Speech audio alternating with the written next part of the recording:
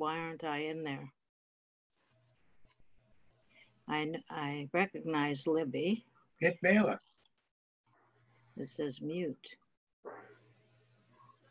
Hit the right on it. No. Now you can put on your video here. Start video. Okay, wait a minute. Somebody's having breakfast. Oh, hello. Yeah. Muzzle pop. Okay. Turn off. Hello.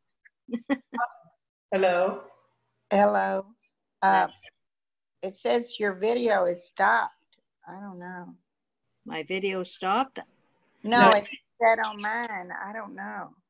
It's working here. Okay. Well, I have my picture up, if that means anything. And I can see Carol and Mim. Hello.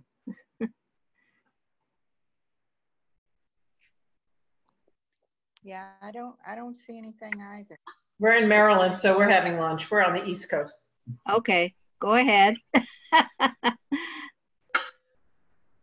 Enjoy. Well, maybe I have to put something else. Put your volume down a bit. Volume? Where is the volume?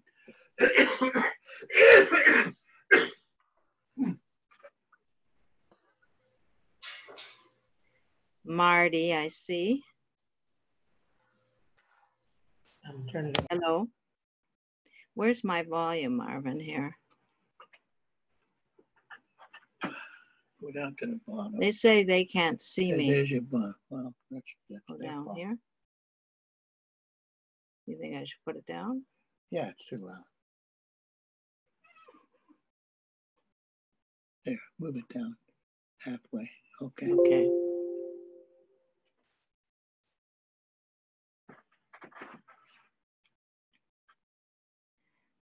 Okay. There I see Dr. Musher, Marty, Renee, Carol. Can you hear me now? I can hear you. Yes. Okay, good. Yeah. Hi, Dan. Hello, Hello. Marty. All right. I saw Libby before, but I don't see her now. I'm going to cut off our bottoms so they don't have to watch us. That's okay. You can see mouth moving.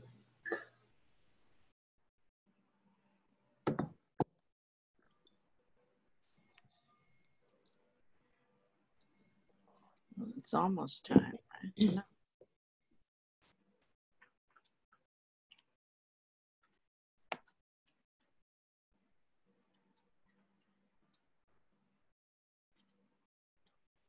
I'm gonna go refill my coffee.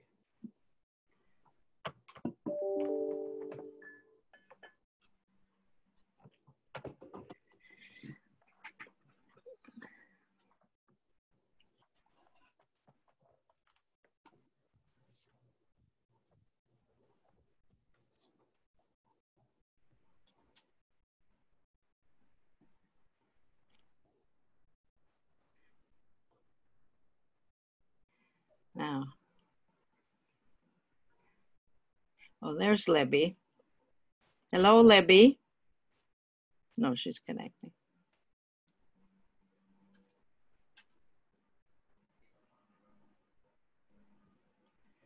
Thank you.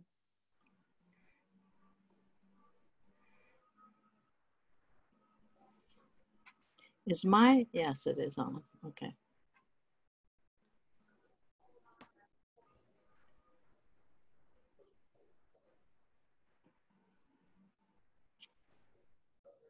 I'm in the break in here.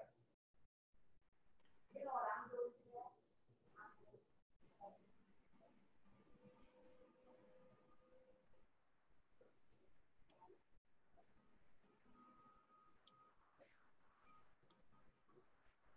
Oh, Carol Horvitz is going to be on here.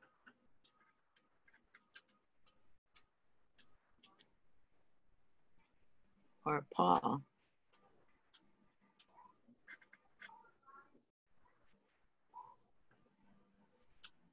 Hi, Carol.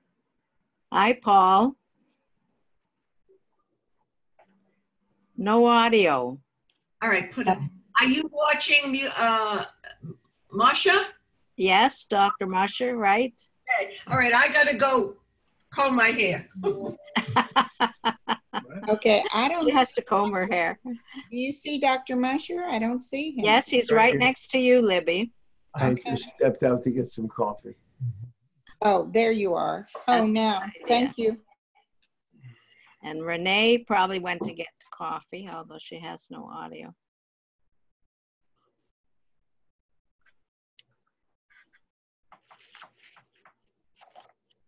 I think we're all muted. Can you hear anybody? I can hear everybody. I can hear you. Okay. I can hear you, Daniel. Yeah. I Working, can hear. working from home has turned out to me to be a nightmare. I've always wondered if when people say they're working at home, they really are working. And frankly, I've been skeptical. In my case, working from home means there is no separation between daytime, evening, and nighttime. I worked yesterday until 2 in the morning, starting at 7:30 in the morning, just non-stop, except I took very short breaks for meals, for coffee, and I took a walk with Carol. It's unbelievable. This is crazy. I thought it'd be a vacation, to tell you the truth. Now, does that mean we're not going to get a lecture today? Oh, you're going to have a part of what I was working. Part of what I was working on was trying to make a lecture. You know, I used to, when I first started at Baylor, I gave a lecture every Tuesday at noon on a different subject. I did that for almost 10 years. And I learned a vast amount of medicine doing that. But in those days, there were no slides to make. You didn't have to make illustrations. You didn't have to entertain anybody. I sat down every Sunday at 1 o'clock, I sat down, and by supper time, 6:30 or 7, I had a respectable 1-hour lecture with references, good lecture. These days, to write a 1-hour lecture, it takes you 15 hours. You got to pull the slides together. You got to make them right. You got to adapt them. It's really a business. We'll start in about 4 minutes. I don't believe in starting late.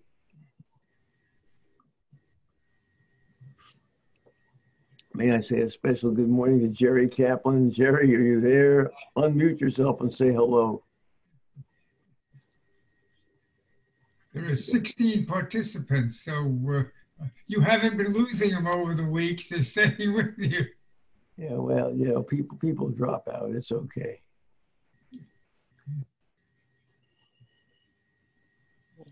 Good morning, Melvin.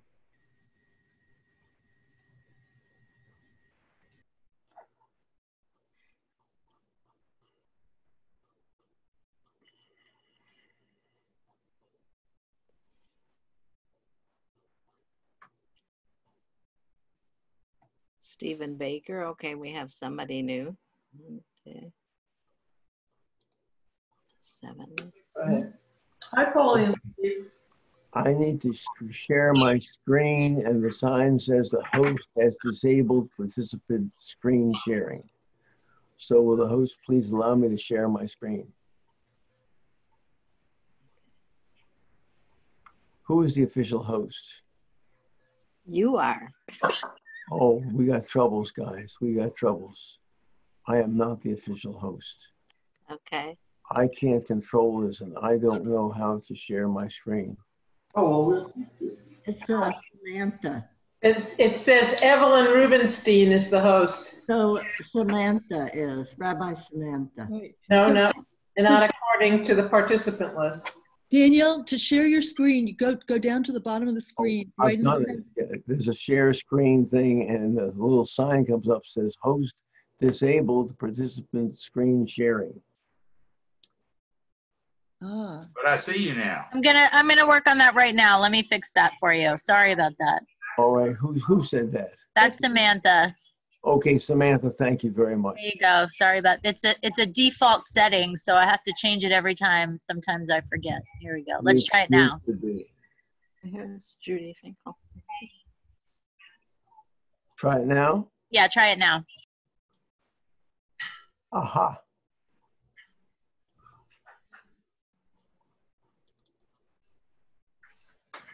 Good. Great.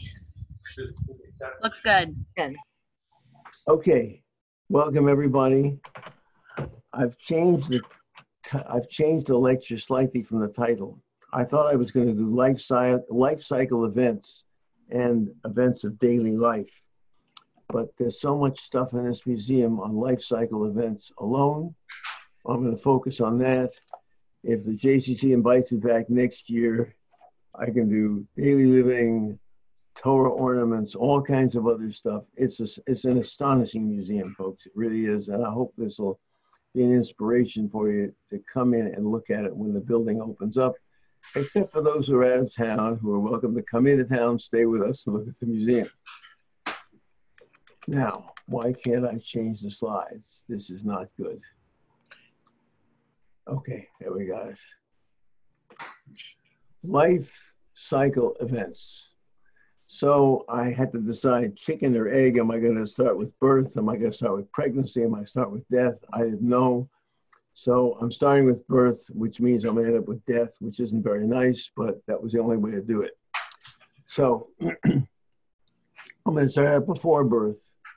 This is an amuletic scarf that was worn by pregnant women to ward off evil spirits. And this was made, it's the most gorgeous, fine weaving you've ever seen. And it's ornamented with these little pieces of gold scattered, sewn into it, scattered all the way through. And this is an amuletic inscription, some of which can be made out and some of which we can't do. But it was, the purpose of it was for the pregnant woman was praying that God would protect her and ward off evil spirits. The fabric is, it was from about 1800, made in Morocco, but it's basically French quality fabric. And the Israel Museum has a piece exactly like this one. Here you have an amuletic lamp that would hang in the, be lit right after birth.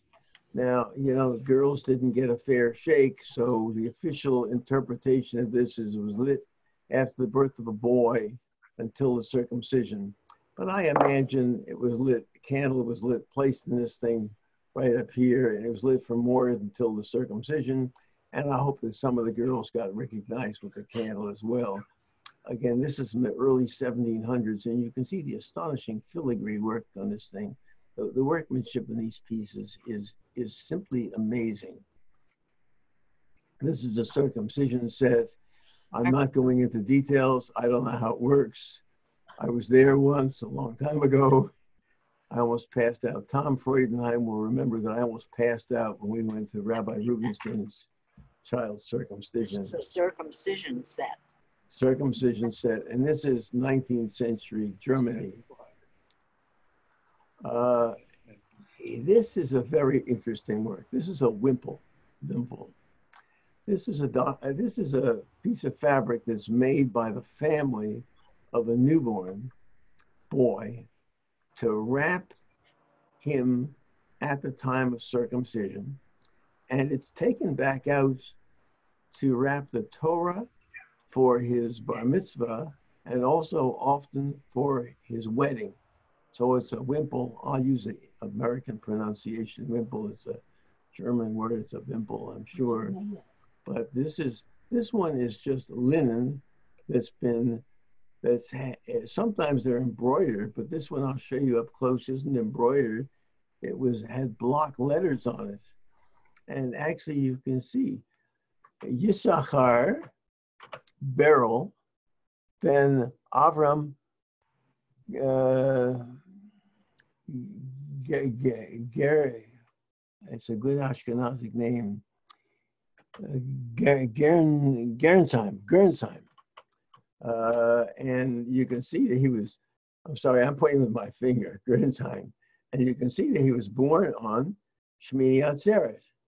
So this is, and the mother's name is not mentioned, as Carol is saying. And there are little abbreviations and curlicues, and they wish him he should grow to chuppah and to masim tov, study of Torah, masim tovim, to chuppah, to study Torah and to do good deeds. And there are these things scattered around. This one we calculated because the date is written in here in Hebrew. It's from about 1870.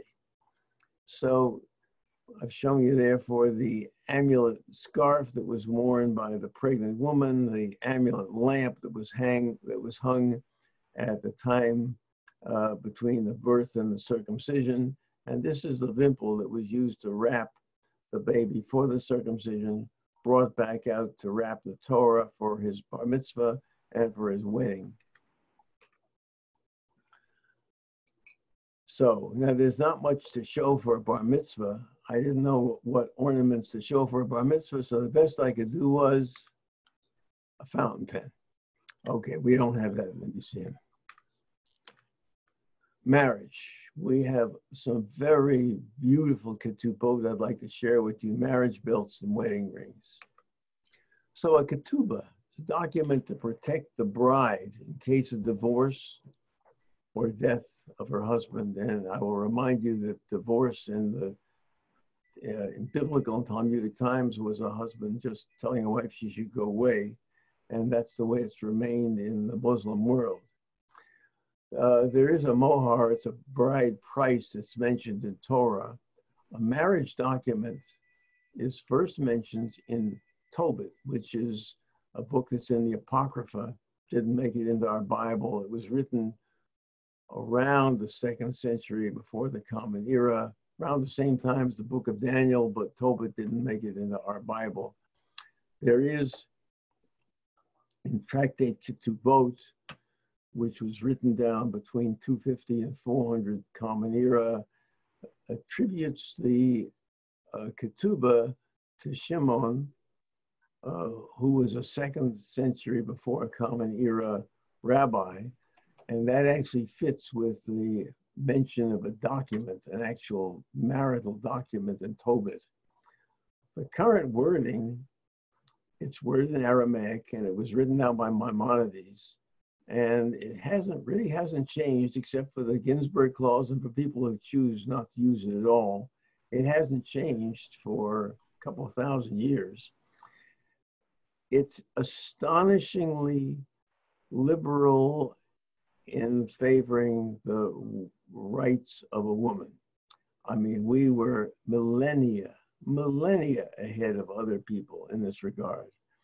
The husband is pledges to work for, to honor, to support, and maintain his wife. He's going to provide food, clothing, necessities, and conjugal relations. And there's a basic price of 100 or 200 zuzim. It's a little complicated, 200 for a virgin, 100 if it's a widow, plus whatever the groom promises in addition, plus the bride's dowry. And that is, it's specified that that's the first obligation from the estate of someone who dies, or if he wishes divorce, this woman is to be paid from the best of the groom. That's what it says in Aramaic, from the best of the groom's property, or from the first proceeds of mortgaging his estate. I will remind you that in 19th century England, women had no such rights. There was a series of 4 marriage acts passed between maybe 1870 and 1880 in England.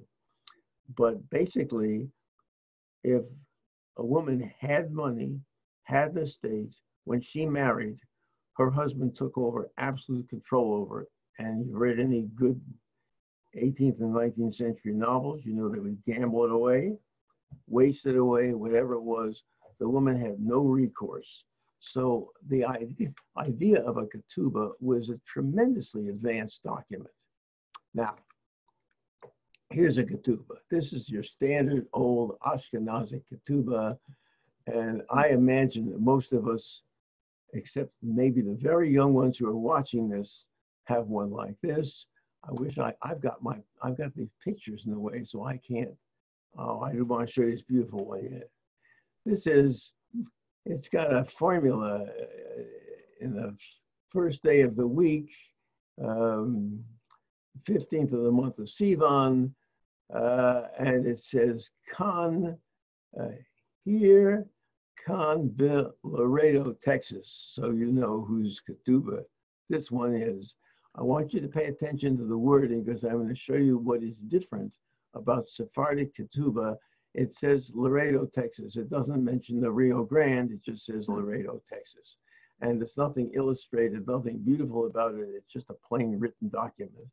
And we have in the museum collection, see, it's building's locked. I haven't gotten over there to fish out and photograph. We have a document just like this from 1860 or 70 from Russia. It's just a plain printed ordinary document with the words filled in. Now look what the Sephardim have done. Look at that for comparison. Gorgeous. This is a ketubah. It's Italian from 1786. It's color ink on vellum. Vellum is very thin, highly polished parchment. The Sephardic and Mizrahi ketubot tended to be highly illuminated. The Italian ones have these characters, they always have columns. This is just the custom of them. And this shape, believe it or not, tells you that it's a Roman ketubah, because the ones from other cities like Ancona don't have this particular shape. How and why that came about, I don't know, and I haven't been able to find out. The text of a Sephardic ketubah differs ever so slightly from an Ashkenazic one, and I want to show you this. First of all, you can see again, oh, by the way, across the top, it's good wishes for the bride and groom. They should find goodness and happiness and so on. Bervi, B'Shabbat, the fourth day of the week, Hamisha Sar Yom HaChodesh. And here's the year, Hamisha Apayim Vishisha V'Arbaim. L'Briut HaLams, that year since the creation of the world, the minyan sheno minyan, the way we calculate it. It's very interesting. Po Roma, the city of Rome,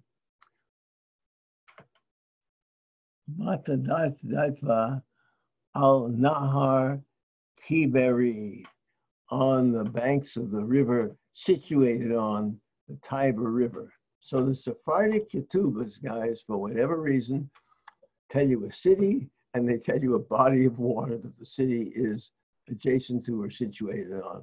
Otherwise, the wording is the same in the Ashkenazic and the Sephardic ones. And you can see the beautiful decoration in this.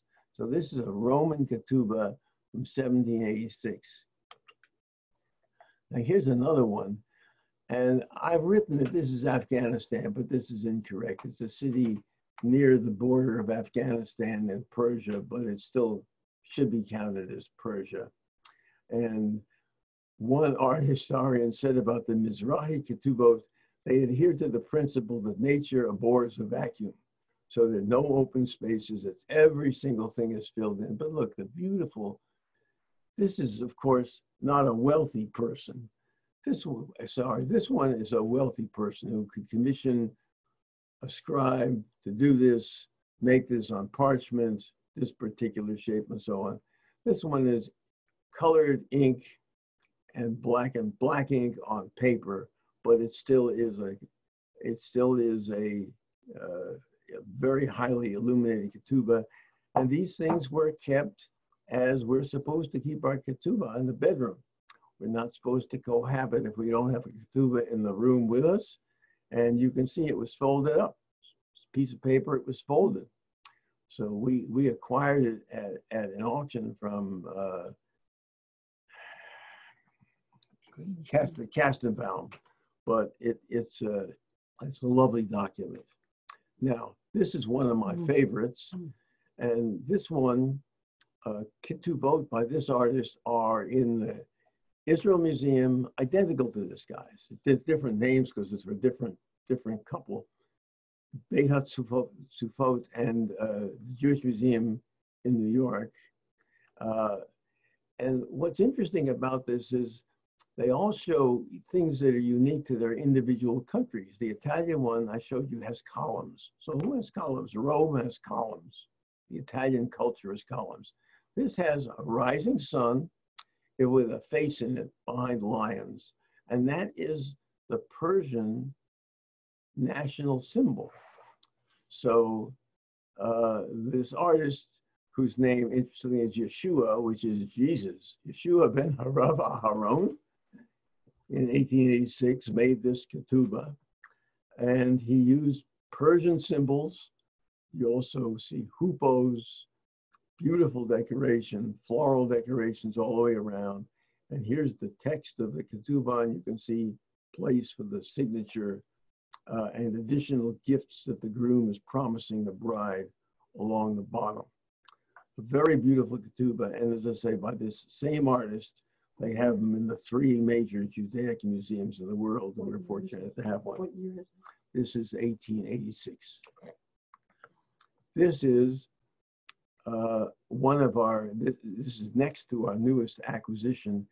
I'm sorry, guys, the photograph doesn't do justice to the colors. The colors are brilliant, they're bright, they're beautiful, and I just did the best I can on very short notice photographing it. This one is from Calcutta, 1928. It's the only piece in our museum that we have from the Jewish community in India. And once again, the illumination reflects the origin of the country, because this one has peacocks. The previous one had hupos, that's biblical. Well, this one's got peacocks, which of course are Indian. Also, it has fishes, and fish are a traditional Jewish symbol of plenty. When I speak about Purim next week, I'll show you a Purim plaque that has fish all over it, because Purim comes in Adar, and Adar brings in, according to a line in Talmud, the month of Adar brings in happiness. And whether fish are a sign of plenty, may I remind you, when the Israelites in the desert were kvetching about how terrible it was in Egypt, they say to about how terrible it is in the desert, they say to Moses, remember how we lived in Egypt, all the wonderful fish that we had. They weren't eating fish, they were slaves. But anyway, fish is a sign of plenty. And again, here you have special wishes for good luck and good signs for the bride and groom. But the wording, B'Shlishi B'Shabbat, the 3rd day of the week, exactly the same wording that is in the traditional ketubah. This is one from the Indian community, 1928, very recently acquired and kindly donated by Bruce Stein. Now, this may look ordinary to you. Certificate of marriage, got the Aramaic over on this side, it's got the English over on this side. Again, I'm sorry about the photograph. The colors are somewhat more brilliant than this. This, ladies and gentlemen, is an exceedingly rare document. I've not seen another one like it, and I've shown it to experts who have not seen another like it. So what's so unusual about it? Well, I've told you that the Sephardim made a big deal. It had beautiful original Ketubot written. We Ashkenazim just had a little written document. This is from before 1916, and it's a this is a printed, I mean, this isn't hand done, but this is a printed ketubah with very lovely illustration or illumination on it. And it's got the text in Aramaic and the text in Hebrew. And I have not seen another printed ketubah in color. And as I say, I've shown it to several experts who haven't either. This thing was found in a closet at Beth Yeshurun. So when we found it, I went to a man named Benny Katz, who had been the executive director, was a regular chapel goer for the Daily Minyan, and was about the oldest person around in the Shawl, who still was totally compos mentis, and he had no idea who the people were. So we can't identify whose ketubah it was and why it was sitting in a closet at Beth Yeshurun, but there it was. It was very rare for Ashkenazi ketubot to be illustrated, illuminated, anything in color until when? Until the late 1960s, when David Moss took it upon himself to begin to design Ketubot, make beautiful Ketubot that he specifically chose and hand designed for couples that he knew. So he put things that were relevant to them and to their marriage in the Ketubot. And since the mid-1970s, they have been fairly common. My three kids all have beautifully illuminated, lithographed Ketubot, and I think that most of that generation now does. But this was very, very unusual at the time it was done. Daniel, this is Carol. Can you comment about why you think the English is not filled out? Carol's question is very good. Notice, the Hebrew is filled out, the English isn't even filled out, and Carol, there's no actual English date, and it seems to me we don't know exactly the date that this thing was done. I got a feeling this marriage never took place. I don't know why I have that feeling, Carol. Oh. You notice how I dated pre-1916? That's because somehow printed on it somewhere is the date. I shouldn't say pre-1916. I think that's right in the lower left corner. Yeah, that's the date that the document was printed. Yeah. But the date that it was filled in, I don't know when it was. So, it's interesting. And as I said in the previous two talks, there's a lot of stuff you do the best you can to fill in. It's what makes it fun and exciting. You fill in with the information that you think you have available. Any other comments so far on Ketubot? I don't think I have any other ones to show you. Anybody want to comment on Ketubot? The young people have very beautiful ones. My kids have very nice ones. So the previous ones, most of those were hand done, hand scribes, and then all hand done. All hand scribed. That's what I thought. And then the last one was printed. It's just. That's correct. All these ones, the Sephardic ones. Even look, this is not a fancy one because it's just colored ink and black ink on a piece of paper that was folded up. So this young couple, they weren't well-to-do, they weren't fancy. The thing is handwritten and not in such gorgeous, elegant print, but it's a proper ketubah. Daniel, it's Marilyn. Are you saying on that one, the pre-1916, there are no names, or the names are there and it's just unreadable? No, Marilyn, there are names, and that's when I went to Benny Katz and I said, Benny, do you recognize these names? I couldn't find anybody at Beth Yeshurun who recognized names. No, I don't think Marilyn does. This is. But she might know the families. There's a family in Houston that has the same name, and I contacted that family and they said it's no relation. I forget what name it is. Oh, okay, thanks. All right, guys, let's plunge on. Marriage belts. So on the left, this is a marriage belt that came to our museum along with Rabbi Tobin's collection. William Gross looked at it and felt that some of the pieces were new and were added. Rabbi Tobin thought the thing was totally authentic.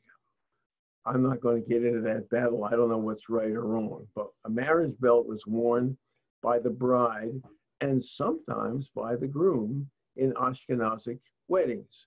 So what I've shown you here is from Encyclopedia Judaica from the late 17th century, an Ashkenazic bridal belt, one worn by the bride and one worn by the groom. So this is actually a very ancient tradition. And as I said, this one is thought to be mid-19th century from Europe.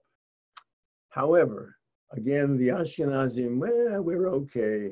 The Sephardim really do it up. Here are marriage belts for Mizrahi brides, and very elegant ones are de rigueur. This one, and I want you to pay attention to this one because I've got one to show you that we have just acquired in our museum. This is again from Jewish Encyclopedia, so it's not a great picture. I just took a snapshot of it. But this is from around 1700. This is from the 1800s.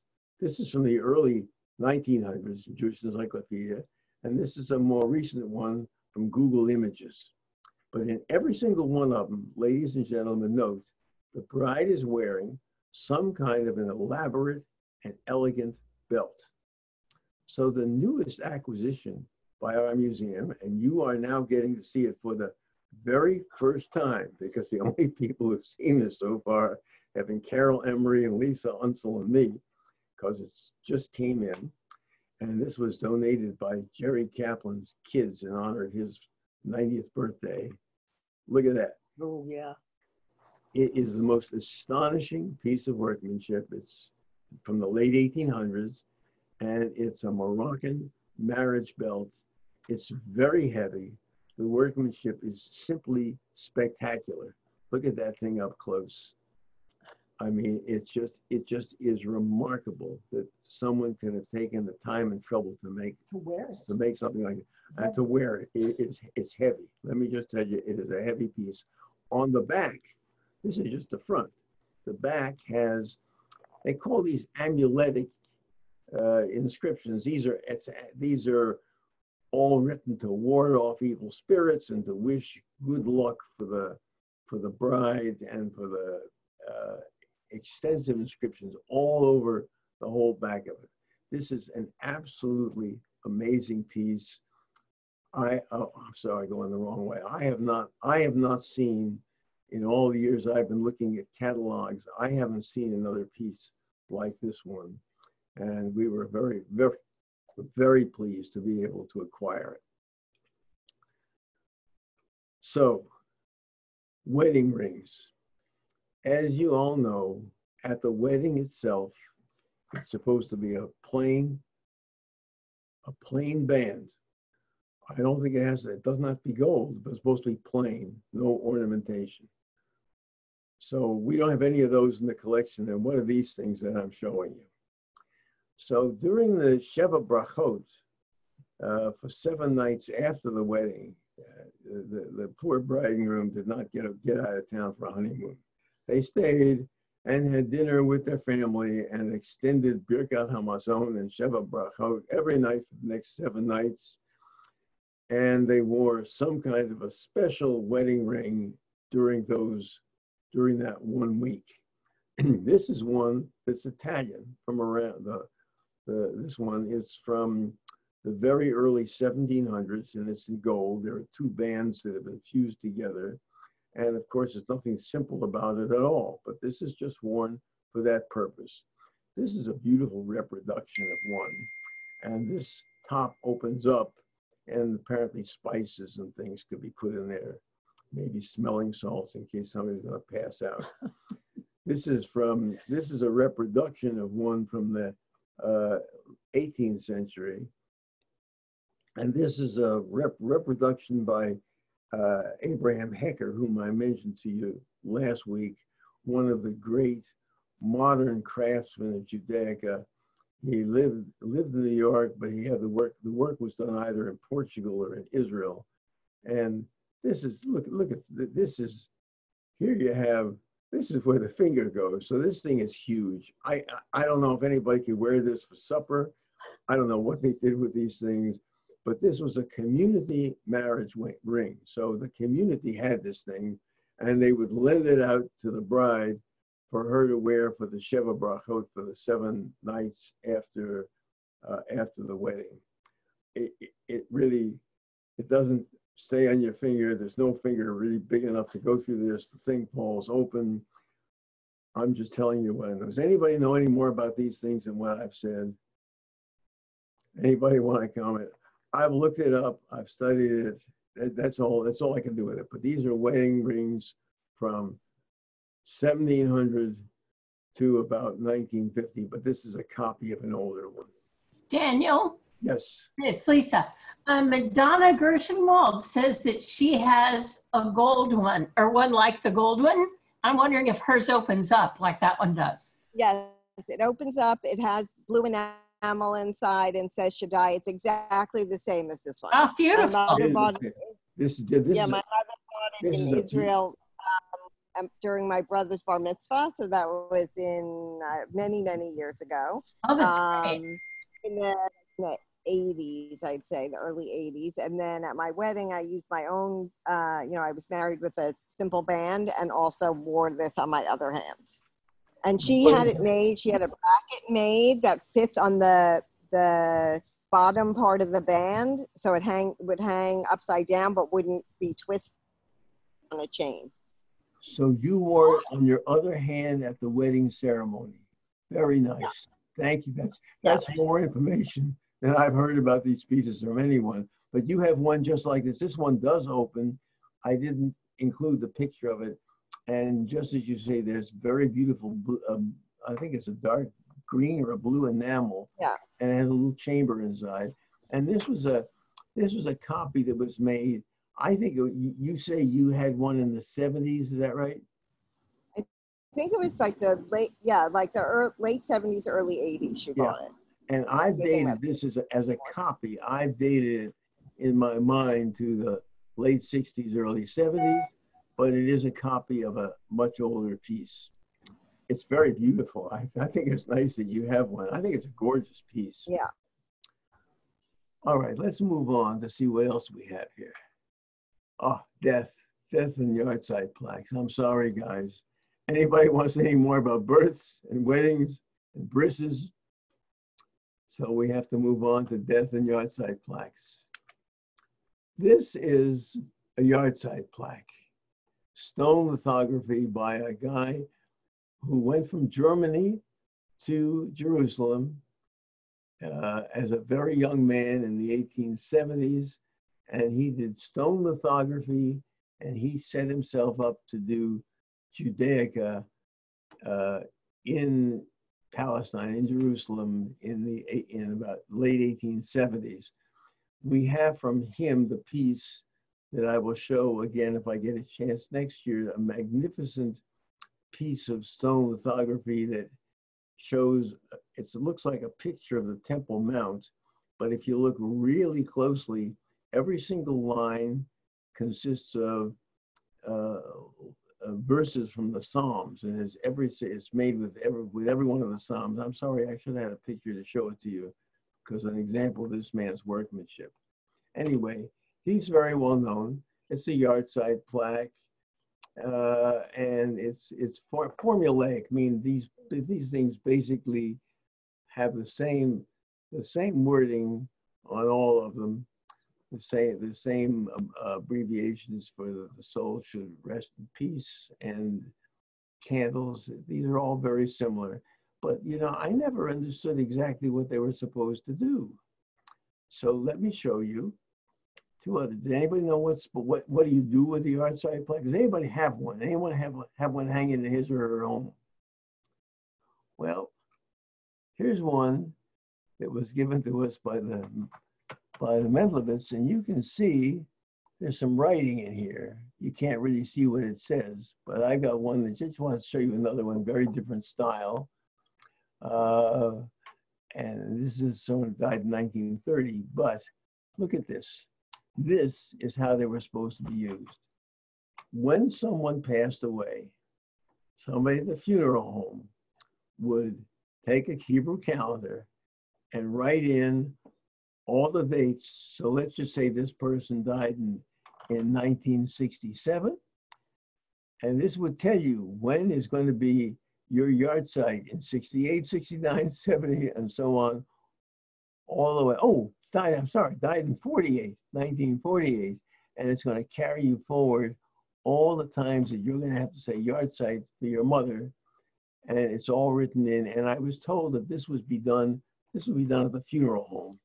And it's interesting because some of the purchase of these plaques often benefited funeral homes or other charitable institutions. So this is a Yahrzeit plaque, and you'd hang them on the wall. Carol, that's what you'd hang these things on the wall. And here it says in English, the light of God is the soul of man, and that's what it said in Hebrew in the previous one. Daniel? Yeah. This is Joanne Honigman. I have a list of my parents' Yahrzeit from the day they died to, well, let's see, through 35, you can go online and you Yeah.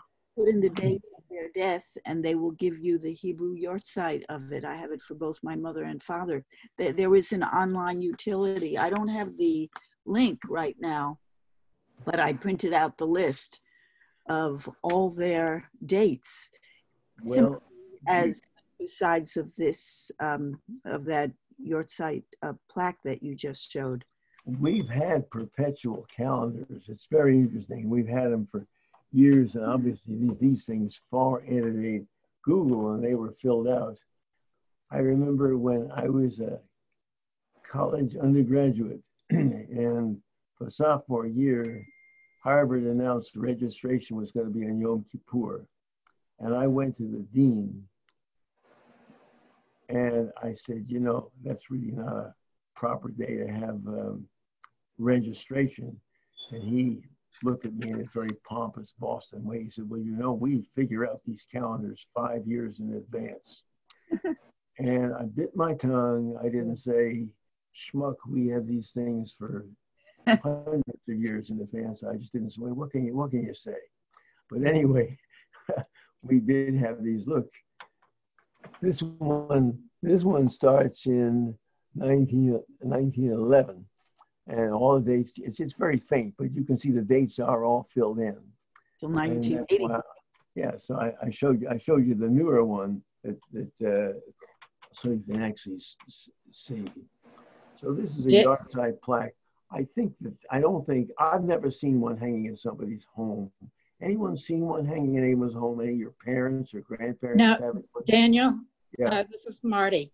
My husband died 2 years ago, and the funeral home gave me a choice of getting basically what is a glass plaque with his Hebrew name on it, and then the dates you celebrate Yahrzeit for like the next, I don't know, 20, 30 years.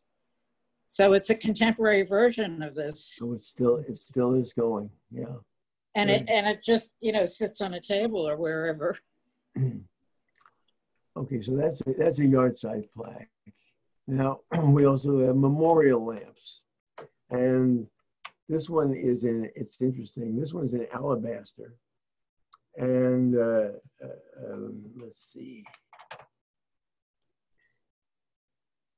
The soul of, I can't read it. Ne'er, a light, the light of God is the soul. Yeah, light of God is the soul of man. It's exactly the same as is on that Yahrzeit. And same as on the, that's why I said the formulaic, you use the same words. Daniel, that my first husband and I donated that in memory of his mother. Thank you for telling me. Thank you. And this one is, I said at my first talk that the basic collection was purchased by Rabbi Isaac Tobin as he went touring through Europe to help settle displaced persons who'd been released from concentration camps. They had nothing and they had nowhere to go.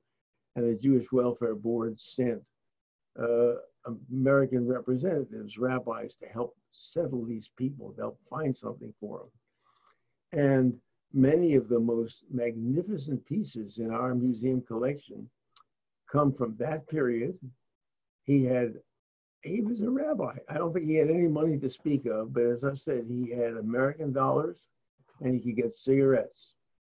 And even when I traveled in Europe for the first time in 1959, if you had American dollars and you had cigarettes, you could get damn near anything you wanted.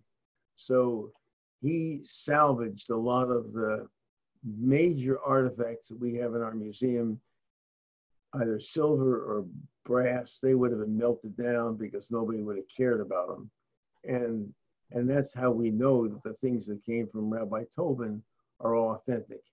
That marriage belt that he acquired, he says it was authentic. So only one of several contemporary experts says it's not.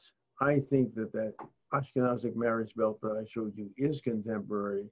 And when we put out the Sephardic marriage belt now to display for the very first time, I'll bring back out that Ashkenazic marriage bell. We don't have enough display space to show all the things that we have. I wish we had more.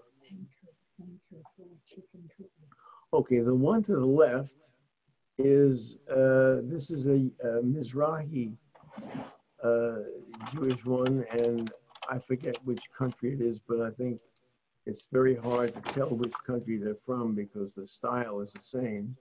And this is a light for the soul of my teacher, feminine, which means his mother, Rachel Lefassi. Lefassi is a good Sephardic last name.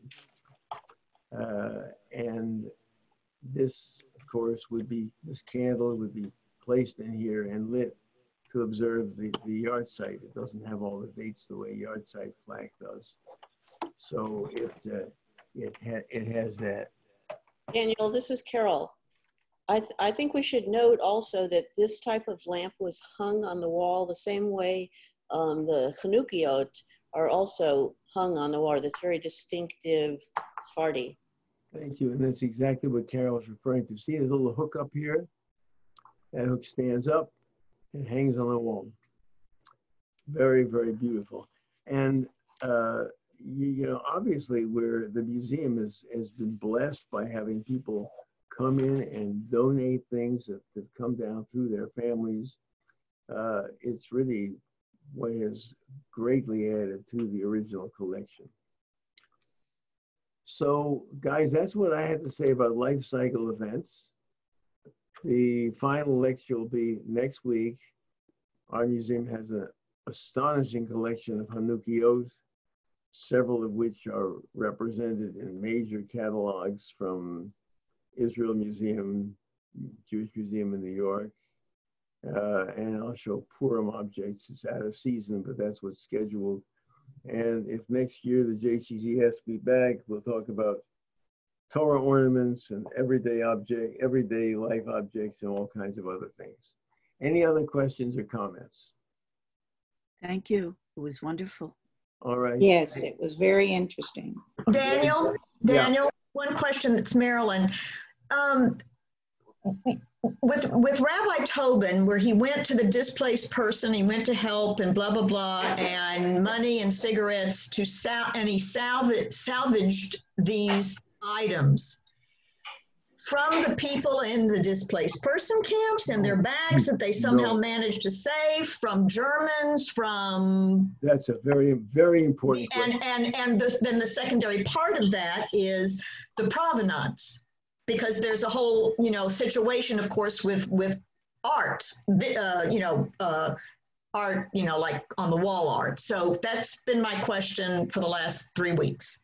Okay, so Marilyn Hassett raises very important points. First of all, the people who got out of concentration camps were not carrying items in silver and in brass. They might have carried them in, but they were taken away from them when they arrived. These were things he picked up in shops or on the streets, and the owners of the shops had no idea even what they were. I remember buying Kiddush cups on Madison Avenue in the 1970s. Beautiful 19th century, highly ornamented Kiddush cups that were being sold as cigarette holders. So he got them that way. And as far as the provenance is concerned, these objects aren't signed, they're not identified, and it's just not known, Marilyn, just absolutely not known who owned them before. I'll show next week for Purim, for example, we have a rather amazing Megillah that a woman named Madame Rapp, R-A-P-P, commissioned. It folds up like a little book, but it's a proper Megillah, handwritten on parchment. And so she would walk into Shawl on Erev Purim, and she'd have her little Megillah that she could open up like a little book. But even then, we don't know who she was. We don't know what happened to her. Virtually nothing is known about these pieces that we have. And it's very sad. Look, I bought my violin in Philadelphia in 1969. violins come with certificates, and the certificates are sometimes as valuable as the instrument because the certificates tell you the great experts have examined it. So I have a certificate from Wurlitzer. You've all heard of Wurlitzer's jukebox. Wurlitzer was really in the business of dealing in violins. He was a famous violin dealer at the beginning of the last century. And then it's got a certificate from Muller, who is the Dutch dealer, and it has one from the man whom I bought it. But the point is, it was certified in Amsterdam in 1945. Now, who went and had a violin certified in Amsterdam in 1945? That thing was undoubtedly taken from somebody, and you can just guess that it was taken from somebody Jewish. At the time I bought it, people weren't thinking that way. It didn't occur to me. If the family survived and knew of the existence of this instrument, theoretically they could come and claim it. And I'd have to give it back to them because this is absolutely identifiable. But these other objects, they're not signed, they're not identified, and there's just no way to know. Other comments, questions? All right, guys, thanks very much. Thanks for participating. Nice to see you. I look forward to seeing you next week. Thank you. Bye-bye. Thank you. Thank you. Thank you. Thank you, Daniel. You're very welcome. Thanks for attending, ma'am. Great, Daniel. Thank you.